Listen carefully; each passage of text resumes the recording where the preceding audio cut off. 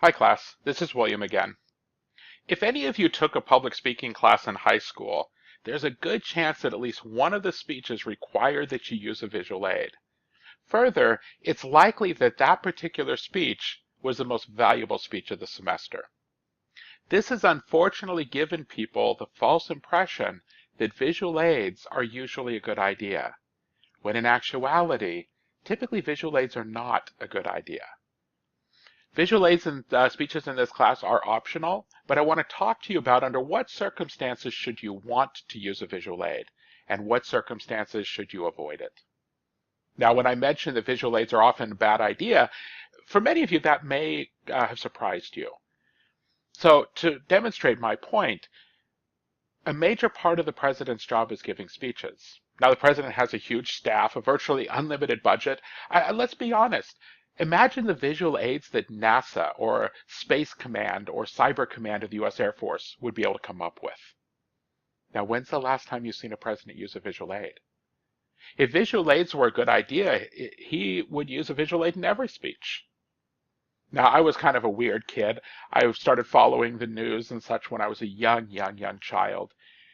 And the first president that I remember when I was a young child was Jimmy Carter back in 1979. Now, I have only seen one president use one visual aid one time, and that was Ronald Reagan picking up the federal budget and dropping it on the table with a thud to show how big it had become. If visual aids were a good idea, every president used a visual aid in every speech. Governors would always use visual aids. Politicians out on campaign trails, it's all about giving speeches. They would use visual aids in all of them, but yet they don't. So here is the basic rule for visual aids. Only use a visual aid if the visual aid can communicate your message better than you can. Let me say that again. Only use a visual aid in a speech if the visual aid can communicate your message better than you can. The reason for this is because there are three pretty inherent disadvantages to using a visual aid. The first one is that a visual aid can be very distracting to the audience. Most people in your audience would rather look at something than listen to something. It's a reason that we generally will watch videos more than we'll listen to radio dramas. Number two, it can cause the speaker to rely on the unreliable. All too often, people come in to give a presentation in a meeting room and the projector bulb goes out, or their file doesn't load into the computer correctly. The network is down. Something goes wrong where the visual aid is not available. Now what? Well, one thing you can't do now is to say, I'm not able to get my visual aids. Can we reschedule the meeting for tomorrow? They're going to say no. Just give your speech. Don't worry about the visual aid. Third is that a visual aid can be very inefficient. If it takes you an hour to prepare your visual aids for a 5-minute speech, that hour could have provided you with 12 practices. As I mentioned in class, if you genuinely practice your speech even 10 times, you're going to improve your delivery. Here, you're giving up 12 opportunities to perfect, polish, and practice your speech in exchange for showing us some pictures. So oftentimes visual aids are not a great idea, but there are some circumstances where visual aid would be worth it. Again, remember that basic rule. Only use a visual aid if the visual aid can communicate your message better than you can. So as we go over some of the advantages, understand that just because your visual aid might do one or more of these is not sufficient to make it worth doing the visual aid. First of all, some visual aids increase clarity. In other words, it makes the message easier to understand. If I were giving a speech about a country and I said the population in 1980 was 1,977,540. In 1981, it was 2,011,690. In 1982, it was 2 million. Okay, well before I get through 35 years of population data, I'm going to lose all of you. However, a simple graph can quickly show you the statistical trend in the message that I'm trying to communicate. So this would meet that standard of a visual communicating the message better than you can. So as you're Reading through a whole bunch of data, it's better just to show a graphic. Okay, so statistical trends, statistical distributions, things like that are better communicated with a visual than with your words. Number two, visuals can increase interest. It can make a message more interesting. I had a geography major give a speech where he was talking about how the maps of the world that we have on our walls generally are very inaccurate. Now, if you look at a wall map, you'll notice that the longitudinal lines, that's the vertical lines, are straight.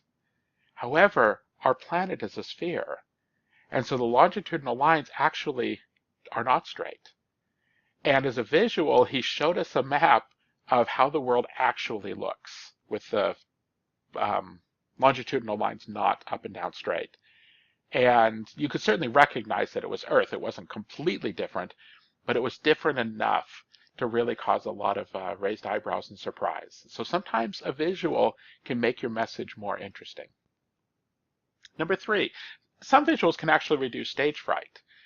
This is particularly true if your visual aid is something that you have to interact with. For example, if you're doing a demonstration, understand when you're using your visual aids, your eye contact still needs to be with the audience, not the visual aid.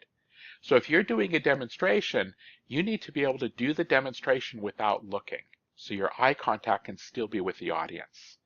The way that you accomplish that is through practicing to the point of getting muscle memory. And muscle memory reduces stage fright.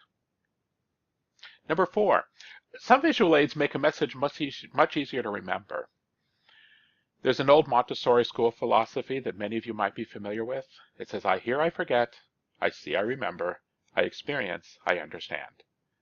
So we have known for well over a century that seeing something causes us to remember it longer. I have an interesting example of this. One of the first places that I was teaching was the University of Portland. And one of my classes was late afternoon, early evening, roughly just before dinner time. And a young lady stood up and gave her speech on something called maggot therapy. Now, a description of this process just before dinner probably would suffice, but for her, she decided to show us a video of it. And that video has really made that easier to remember for me. So sometimes a visual can make a message easier to remember. Number five, visuals sometimes increase credibility. For whatever reason, people who believe that you would tell them a lie don't seem to understand that you could draw one. So when they see a graph, they oftentimes think that the graph is evidence. A graph is not evidence. A graph is artwork, hopefully reflecting true evidence, like statistics. But for whatever reason, when we see it in graph form, it seems to have more validity to us than simply hearing some numbers. Finally, number six, increased persuasiveness. There are some messages, some persuasive messages that are so much more effective visually than they are through auditory. And a classic example of this are the Save the Children commercials. Oftentimes when we see a Save the Children commercial, we're presented with the idea that for the price of a cup of coffee, you can save a child's life. And when we realize that we're not going to make that phone call, we're going to go get coffee instead, it's kind of an uncomfortable feeling. In fact, I would venture to say that the Save the Children commercials has a bigger effect on people than pretty much any other commercial out there on television. I was watching a game with a friend some time ago, and one of those commercials came on, and my friend picks up the remote control and begins to turn the channel. And I look at my friend, I go, what are you doing? And he goes, oh, I'm just checking to see what else is on. I said, "What? Who cares what else is on? We're watching the game." He goes, yeah, I said, what's wrong? You don't want to watch that commercial? And he goes, no, I don't know why they got to put those commercials on television. And I said, well, why not? He goes, well, I'm not going to call. And I pointed out, well, you're not going to buy a Ford F-150 truck either, but you didn't turn the channel on their commercial. See, there's something that is just a little bit disorienting to us to see a starving child that we could so easily help and choose not to. Now you'll notice that exact same commercial on the radio doesn't have the same effect. In fact, you could be in your car pulling up to a drive-through of your favorite coffee shop, and hear that commercial come on that says, for the price of a cup of coffee, you can save a child's life. And you're like, yeah, you turn the volume down and start ordering your coffee. It doesn't have the same effect unless you actually see the starving children. So again, just because your visual aid idea has one of these 6 does not necessarily mean that it's a good idea. It means that it's worth considering. But in every instance, understand, if you can communicate your message better than your visual can, the visual aid is a bad idea. Now, I wrote here a few tips for visual aids. Some of them are pretty commonsensical, such as you should check the room that you're going to be speaking in to make sure that the visual aid is appropriate. Ensure the visual aid is easy to see and read. Sometimes people will make visual aids that have very poor color schemes, and they're very difficult to understand. The third tip here, don't make visual aid a bunch of text or your speech outline. This is a terrible idea for a visual aid. The reason for that is there is no way that reading text on the screen is going to communicate your message better than you can with your voice. Plus, you do not want the audience distracted away from listening to you so that they can read the text.